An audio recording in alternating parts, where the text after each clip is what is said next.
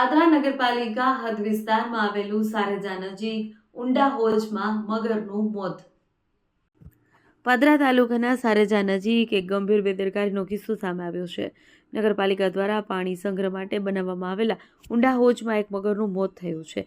આ ઘટના માત્ર એક પ્રાણીના મોતની નહીં પરંતુ તંત્રની ઘોર નિષ્કાળજીનું જીવંત ઉદાહરણ બની ગઈ છે।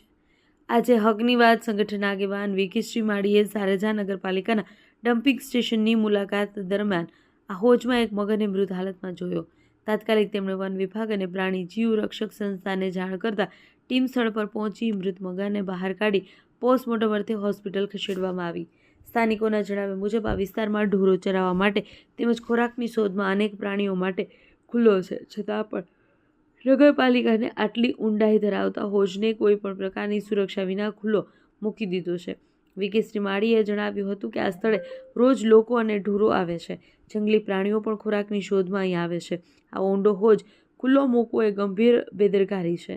નગરપાલિકાએ તરત જ લોખંડની જાળી કે સુરક્ષા વ્યવસ્થા કરવી જોઈએ। આ મોત માટે જવાબદાર કોણ?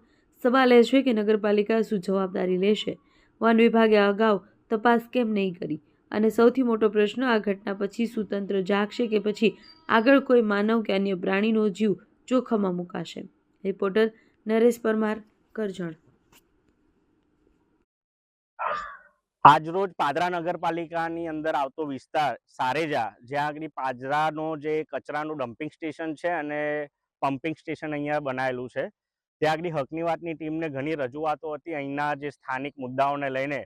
તો અમે અહીંયા સ્થળ વિઝિટ માટે આવ્યા હતા, તો ત્યાં અચાનક જ અમારી સ્થળ વિઝિટ કરતાં એક કુંડી પર નજર પડી અને એ કુંડીની અંદર લગભગ 3 ફૂટ જેટલો મગર મરણ હાલતમાં અમને જોવા મળ્યો। એટલે અમે અહીંયાથી તાત્કાલિક ધોરણે પાદરા ફોરેસ્ટ ઓફિસરને અને પ્રાણી જીવ રક્ષણ સંસ્થા રોકીભાઈને અમે સ્થળ પર ફોન કરીને બોલાવેલા હતા અને પાદરા ફોરેસ્ટ અને રોકીભાઈની ટીમ દ્વારા આ જે મગરનું જે છે એ કુંડીમાંથી બહાર કાઢીને ફોરેસ્ટ વિભાગને અમે સોંપ્યો છે।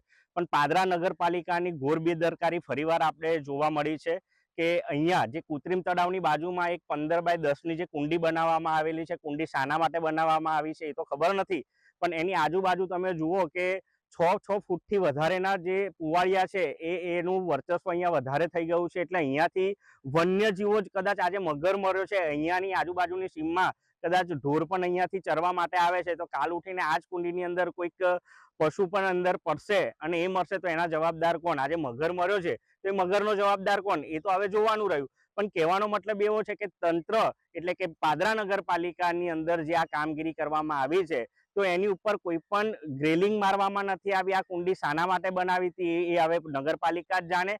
અને અહીંયા આવવા જવાનો રસ્તાની અંદર ખૂબ જ આપણે ચાલીને આવી શકીએ એવી કન્ડિશન નથી ને એવામાં જો અત્યારે આવી કન્ડિશનની અંદર મગર મર્યો છે તે પાદરા ફોરેસ્ટ વિભાગ પાદરા નગરપાલિકાને શું નોટિસ ફટકારે છે એ હવે આપણે જોઈએ। અને આ જે કામગીરીની અંદર રોકીભાઈએ જે સાથ સહકાર આપ્યો છે તે બદલ હકની વાતની ટીમ તરફથી રોકીભાઈનો પણ આભાર વ્યક્ત કરીએ છીએ।